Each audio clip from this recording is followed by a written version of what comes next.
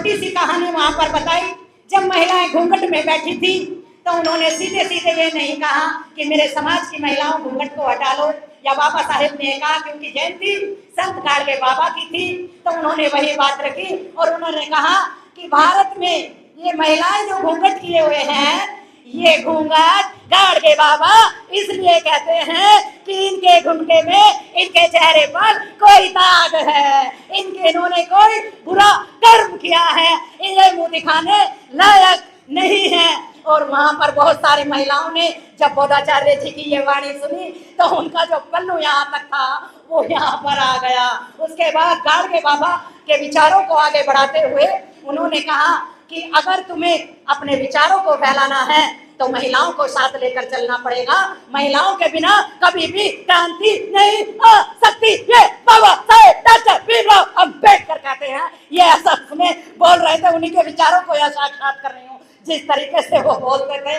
तो मैं थोड़ी सी कोशिश कर रही हूँ, ऊपर तो नहीं हो सकते, लेकिन फिर भी थोड़ी सी कोशिश मैं उनकी तरह बोलने की करती हूँ। और दूसरी तरफ फिर उन्होंने जो आगे बात बढ़ाई वो बात आप तक पहुंचाती हूँ। उन्होंने कहा मेरी पत्नी जब अपना ब्लाउज सिलाने के लिए जाती है, दर्जी के पास जाती है, तो आजकल दर्जी नहीं कहते, उसे कहते हैं बोटिंग। उन्हें याद आ गई है और उन्होंने कहा एक दिन नाप देने के लिए जाती है और 6 दिन उसके वहां चक्कर लगाती है। अरे भाई मेरा ये ब्लाउज थोड़ा सा टाइट हो गया है, अरे भाई मेरा ये ब्लाउज थोड़ा सा ऊंचा हो गया है। लेकिन इस भारत के अंदर मुझे ऐसा कोई दर्जी बताओ, उस दर्जी का नाम बताओ कि जिसने 6 हाथ वाली का ब्लाउज एक ही नाप में एक ही बार में सिलकर तैयार कर दिया हो। समझ में आया क्या कह गए वो? यानी कि जो शेर पे बैठी है 6 हाथ वाली, अपनी पत्नी का उदाहरण देकर उन्होंने कह दिया कि एक दिन नाप देने के लिए जाती है, 6 दिन चक्कर लगाती है उसकी फिटिंग के लिए। भारत में ऐसा दर्जी बता दो जिसने आपकी 6 हाथ वाली का ब्लाउज कैसे बनाया होगा और कितने बार में तैयार किया होगा। तो सीधे सीधे पाखंडवाद पर उन्होंने प्रहार कर दिया या नहीं कर दिया? किया या नहीं किया? आज जोर से तो बोलो। और हम क्या कर रहे हैं? बोधाचार्य जी कहते थे कि जब तक इस देश के अंदर बाबा साहेब डॉक्टर भीमराव अम्बेडकर के विचारों को हम सही रूप में नहीं अपनाएंगे, यहाँ क्रांति नहीं होगी। और अभी दीपदान उत्सव के बारे में जो मेरे भाई बोल कर गए, उसी बात को उन्होंने इसी यहाँ पर खड़े होकर दीपवंश नामक पुस्तक, मैं उनकी बात का पूरी तरह समर्थन करती हूँ। दीपदान उत्सव बौद्धों का है। जो दीपदान उत्सव को अपना उत्सव नहीं मानते, बहुत सारे कमेंट आते हैं और बहुत सारे हम प्रचारक भी ये कहते हैं ये दीपदान उत्सव हमारा नहीं है। क्या उन्होंने शांति स्वरूप बोझी से ज्यादा किताबें पढ़ ली है? क्या उनसे ज्यादा साहित्य पढ़ लिया है? क्या उन्होंने वो दीपवंश नाम की पुस्तक को क्यों नहीं पढ़ते हैं? उन्होंने अलबरूनी का इतिहास क्यों नहीं पढ़ा है? क्यों नहीं पढ़ते वो?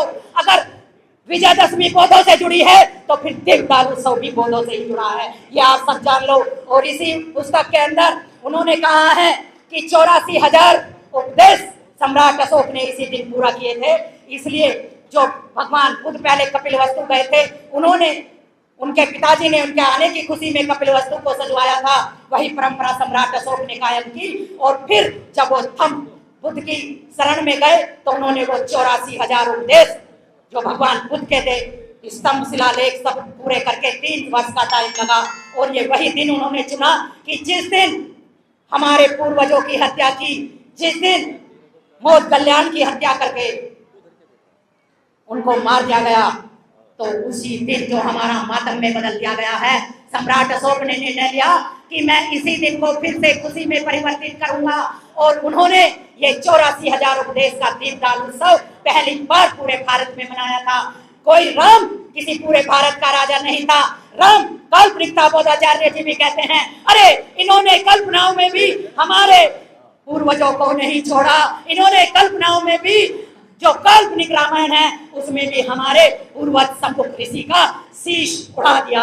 तो इसलिए अगर तुम्हें यहाँ बोधाचार्य के लिए सच्चे मन से आए हो तो उनकी बात को, क्योंकि उनसे ज्यादा मैं नहीं समझती अभी तक किसी ने यहाँ पढ़ा है, तो हमें उनके कारवां को आगे लेकर चलना है, उनकी हर बात को हमें मानना है। और जैसा वो कहते थे, जब मैं तालकटोरा स्टेडियम के अंदर एक छोटी सी घटना और मैं बताऊंगी, बहुत सारे लोग कहते हैं उन्होंने लाखों कार्यकर्ता यहाँ तैयार किए, उनमें से छोटी सी एक राखी रावण भी है।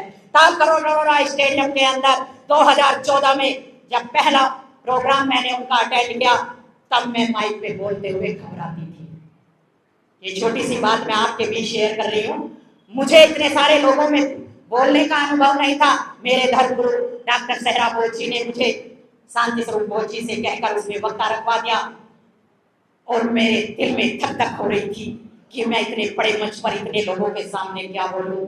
लेकिन जब आपकी ये बेटी, जब आपकी ये बहन वहां पर बोली, तो मैं नमन करती हूँ बोधाचार्य जी को।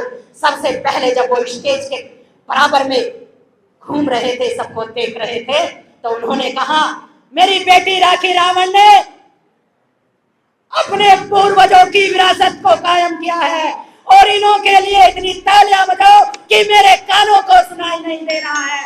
पूरा स्टेडियम खचाखच भरा हुआ था, और कम से भी कम 3 से 4 मिनट तक वो तालियों की गड़गड़ाहट बार बार तक गुंजवाते रहे। अगर आप में से कोई वहां बैठा हो तो आपको जरूर याद होगा।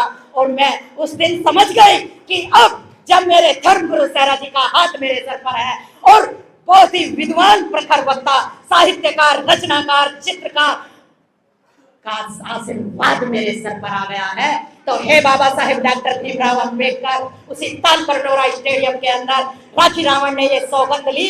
जब मैंने वहां देखा कि हे बाबा साहेब, अब जब तक राखी रावण की सांस में सांस है, ये अपने समाज को जगाने का काम नहीं छोड़ेगी। बाबा साहेब के विचारों को जन जन तक ये जरूर ले जाती रहेगी।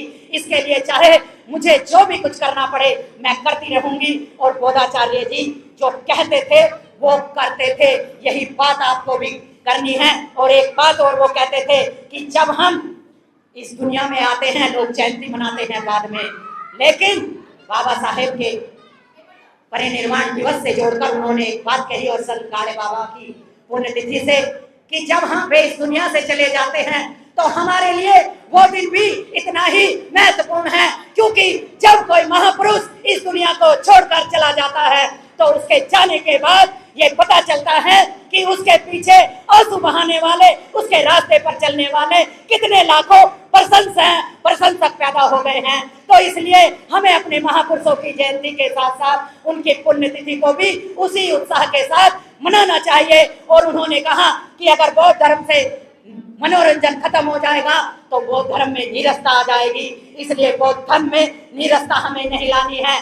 मनोरंजन और डांस, संगीत जो बोधाचार्य जी ने शुरू किया था, महिलाओं के लिए बहुत जरूरी होता है डांस और संगीत। तो इसलिए हमें अपने थम को ऊपर लाने के लिए, और उन्होंने वो कहते थे कि लाख कोशिश कर लो, लेकिन वो थम का यहाँ से स्तंभ कभी उखड़ेगा नहीं। अगर किसी को मेरी वाणी से कोई ठेस पहुंची है तो मैं उसके लिए खेद चाहती हूँ। मैं बार बार यहाँ आती रही हूँ, और पीछे भी मैं यहाँ आई थी।